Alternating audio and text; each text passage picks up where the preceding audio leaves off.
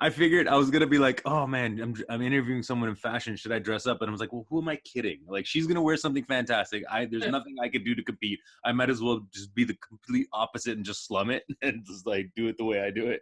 No, but that's like the stuff I talk about as a fashion studies professor is it's all fashioning your identity. It doesn't just have to be like the fancy stuff, you know? Right, right, right. That is you, like, and even seeing your background, like this is all part of, it's a patchwork of your identity.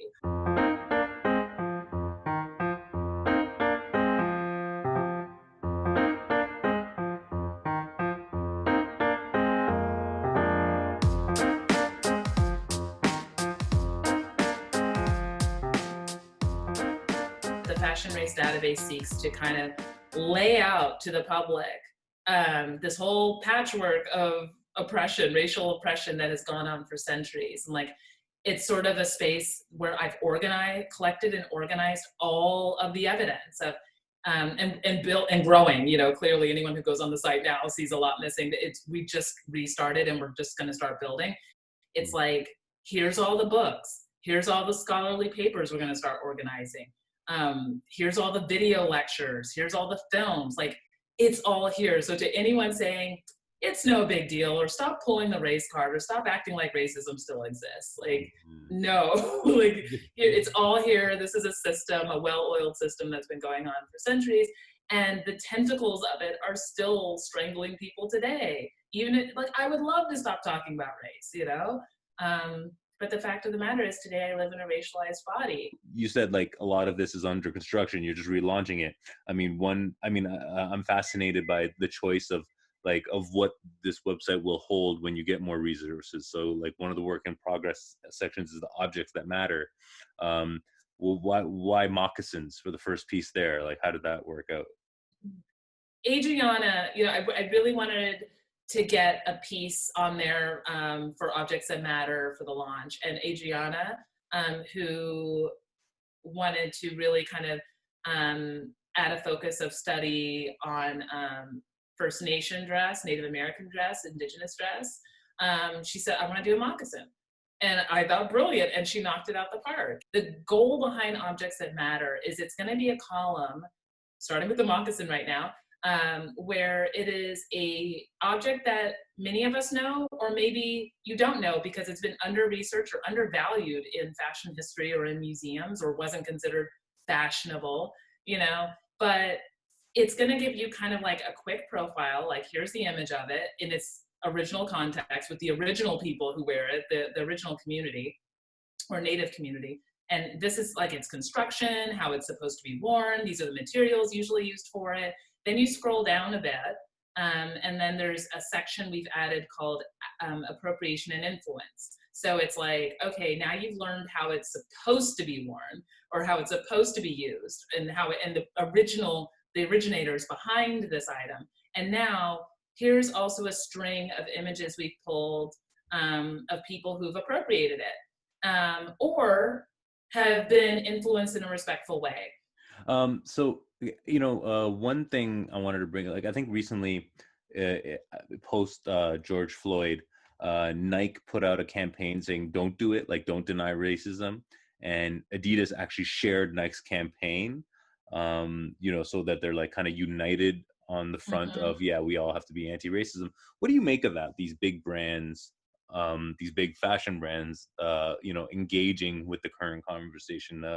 Is there reason to be skeptical? Is there reason to be appreciative? Like, where do you fall on how the fashion world is responding right now? I think one thing that's been going throughout, especially with Black communities, and Black people aren't a monolith. So I mean, there's a lot of Black people who are ambivalent about it and just say, I don't care. And then there's some people who've been very frustrated of, where were you when we needed you the most, in this instance, or, why now? Is this just all part of your marketing campaign? Because there's some problematic things going on when it comes to the production of your goods, overseas, or, or maybe how homogenous and white maybe the executive board is. It's kind of these demands of, you know what? That's great. It's easy to see these remarks or statements on social media, but show me, open the doors to your boardroom right now. Open the doors to your advisory board, open the doors, I want to see what's really going on here, because it's very easy for these brands to put up a black square or to say this kind of, meet with their lawyers and then make this grand statement of, this is what we stand for, this is what we'll do going forward. I mean, the internet doesn't forget, people on social media and online, they're able to see, kind of some of the shameful stories maybe that have gone through the news of things that have happened where, all that camaraderie or that, that those stances of anti-Black racism weren't always so clear years ago. So why now, and how far does that commitment reach, when it comes to real power and bringing people of color into the power broking positions, like in the C-suites and stuff like that. So I just believe it in what you do, like your business practices and how much diversity I see within your organization. Then let's talk. I don't really pay attention much to the black squares or even just the these grand statements of what's going to happen. Circle back in a year and see what happened with that. But I mean, I think the Nike example is interesting because I mean, we just all watched The Last Dance on Netflix. I don't know if you watched that. Oh yeah. Okay, so I mean, like, we saw Jordan and his ambivalence in taking on politics because Republicans buy sneakers too. So Yeah. that's where we have like the origins of Nike Air. But isn't it Nike that then also gave Colin Kaepernick a contract when? Right. So I mean, it's complicated. So I mean, Nike has that in their It's corner. also an Like, look. interesting evolution of the way of the kind of the spokesperson, right, from Jordan to Colin Kaepernick. But yeah, sorry, continue. No, I mean, they're just like, ooh, this is a great. They're probably just like so relieved that they've been, supporting Colin Kaepernick this whole time. Right. But there's a couple other sneaker brands that are just wringing their hands right now, just thinking,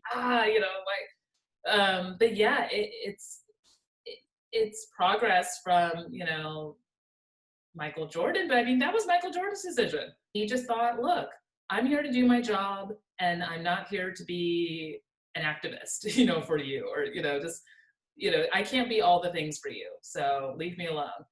That's his prerogative. Right. But I will say that inspired me, as immersed as I was in The Last Dance from start to finish. I ended up, I wouldn't even say doing research, but I stumbled upon an article. It's from like the mid 90s, a piece that a white journalist wrote where he talked about the crisis at that time of Black men dying at the hands of other young Black men for Jordans. And I want to put that on the Fashion Race database too, just to show the complexity of all of this. Because, yeah, I mean, we're seeing this thing where you have this titan of basketball. Everyone wanted to be like Mike, but also he was reaching this like unimaginable height. And people thought, well, surely you can reach back as you're climbing here and just like look out for us, put in your support behind a politician or something, help us. And and no, he was raking in the dollars for his sneakers, but at that same time, as the journalist tells it, and he's not the only one to tell you this, in the 80s and 90s, you had Black men killing each other for Jordans. Gotta get those shoes, and not just Jordans, it was other shoes too, but that article was about Jordans, and it was so it's this paradox. You see this man, a Black man just climbing and just influencing the entire world, even white people. And then you also have young Black men dying for these sneakers, like blood in the streets, all over shoes. Mm-hmm. And so it creates this frenzy of aspiration and murdering people just to get their hands on these fashion items. And so it was also destroying the community in various ways.